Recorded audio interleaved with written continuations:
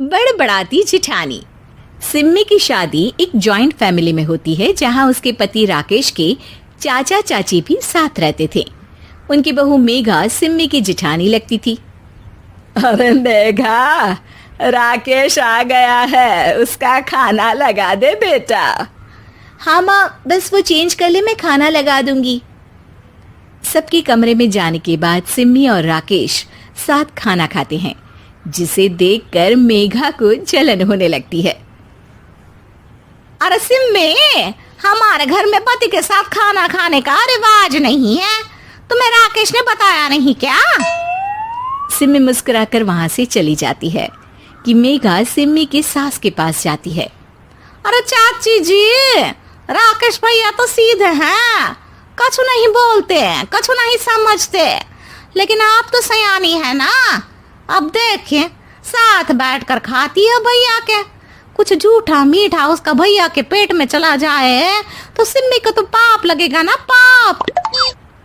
सिम्मी मेघा की बात सुन लेती है लेकिन कुछ नहीं बोलती। अगले दिन, सिम्मी, मैं मुंबई जा रहा हूँ, तुमको चलना है तो साथ चलो। मेघा राकेश की बात सुनती है और सीधे सिम्मी की सास के पास जाती है। अरे चाची, अरे चाची। अरे मेघा, क्या हो गया? बहुत परेशान लग रही है, सब ठीक तो है ना? अरे नहीं ना चाची, कैसा ठीक है? राकेश भैया मुंबई जा रहे हैं, आप तो जानती हैं कितने सीधे हैं, इतनी दूर जा रहे हैं, कहीं कुछ हो न जाए।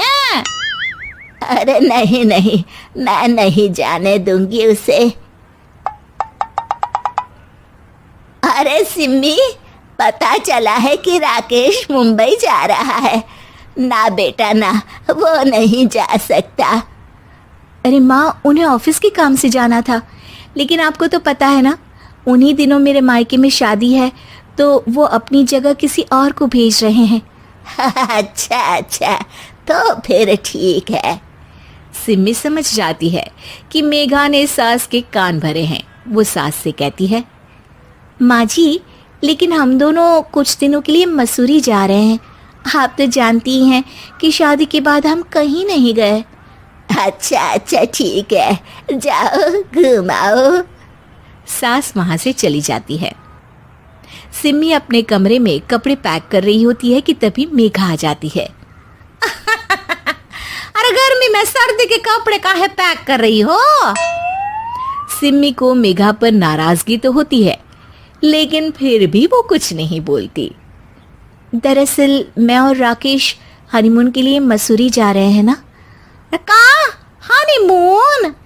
हाँ हाँ, हनीमून। क्यों? हनीमून के लिए तो पति पत्नी ही जाते हैं ना, तो मैं और राकेश जा रहे हैं। मेघा भागकर सिम्मी की सास के पास जाती है।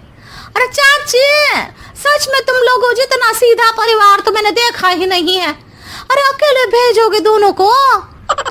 मैं और सुरेश तो कभी अकेले नहीं गए। हाँ भाई, हम तो परिवार में ही अच्छे, बड़ों के बीच, ऊपर से खर्चे है भगवान।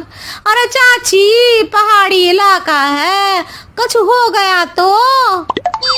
सास सीधी सिम्मी को बुलाती है, लेकिन सिम्मी तो वहीं सास के कमरे के बाहर ही खड़ी थी।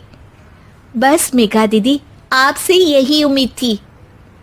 अरे बड़ी हूँ, घर के कायदे कानून तो मैं ही बताऊंगी ना। अरे तो अपने घर में रखिए ना सारे कायदे कानून।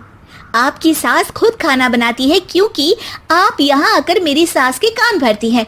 आपका पति हमेशा खुद खाना लेकर खाते हैं, क्योंकि आप मेरे घर में ये देखने के लिए बैठी रहती हैं कि मैंने और राकेश ने साथ खाना खाया तो खाया कैसे।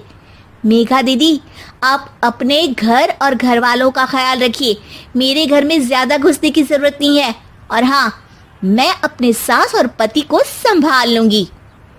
मेघा चिल्लाती हुई वहां से चली जाती है, जिसकी आवाज सुनकर राकेश वहां आ जाता है। सिम्मी, मैंने तो तुम्हें पहले ही अपने घर का माहौल बता दिया था। हाँ राकेश, तुम्हारे घर का माहौल बहुत अच्छा है, लेकिन बाहर से कुछ लोग आकर इसे खराब करना चाहते हैं, जो मैं नहीं होने दूंगी। सास सिम्मी की बात सुनकर कमरे में चली जाती है। सिमी और राकेश घूमने जाते हैं और जब वापस आते हैं तो दरवाजे में मेघा और उसके पति खड़े होते हैं, वो भी सामान लेकर। अब छोटे मर्यादा तोड़कर घूम रहे हैं तो हम काहे नहीं। अरे भाभी, तो आपको किसने मना किया है? वैसे भी 4 दिन की जिंदगी है, दूसरों के घर में ताक झाक करके बिताने से अच्छा हो मौज करके ही बिताओ।